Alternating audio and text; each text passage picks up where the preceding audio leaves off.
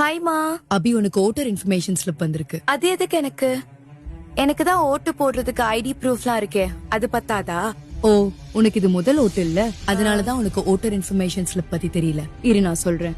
Voter information ஸ்லிப்னா தேர்தலுக்கு முன்னாடி தேர்தல் ஆணையம் வீட்டுக்கே கொடுக்கிற ஒரு தகவல் சீட்டு.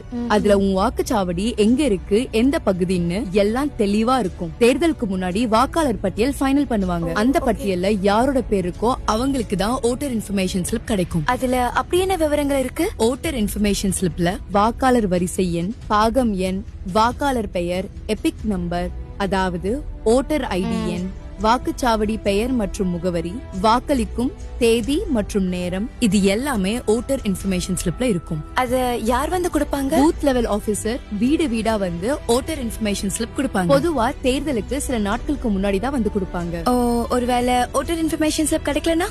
அதுக்காக டென்ஷன்ல ஆக வேண்டாம். உங்க பேரு வாக்காளர் பட்டியல இருந்தாலே போதும். அதாவது ஓட்டர் ஐடி, ஆதார், பாஸ்போர்ட், இது மாதிரி 11 ஆவணங்கள்ல ஏதாவது ஒரு அடையாள அட்டையை நீங்க கொண்டு போனா கண்டிப்பா உங்களை வாக்களிக்க அலோவ் பண்ணுவாங்க. முக்கியமா தெரிஞ்சுக்கோங்க, ஓட்டர் இன்ஃபர்மேஷன் ஸ்லிப் கட்டாயம் இல்ல. அது ஒரு அடையாள அட்டையும் இல்ல. உங்க வாக்குச்சாவடி விவரங்களை தெரிஞ்சுக்க உதவும் ஒரு தகவல் சீட்டு மட்டும்தான். ஓட்டர் இன்ஃபர்மேஷன் ஸ்லிப் ஒரு தகவல் சீட்டு மட்டும்தான். அடையாள அட்டை இருந்தால் மட்டுமே வாக்களிக்க முடியும். உங்கள் வாக்குச்சாவடியின் விவரங்களை அறிந்து கொண்டு நம்பிக்கையுடன் வாக்களிப்போம். தேர்தல் நாளான ஏப்ரல் 23 அன்று தவறாமல் வாக்களிப்போம். உதவிக்கு 1950 என்ற எண்ணை தொடர்பு கொள்ளவும். எனது இந்தியா, எனது வாக்கு.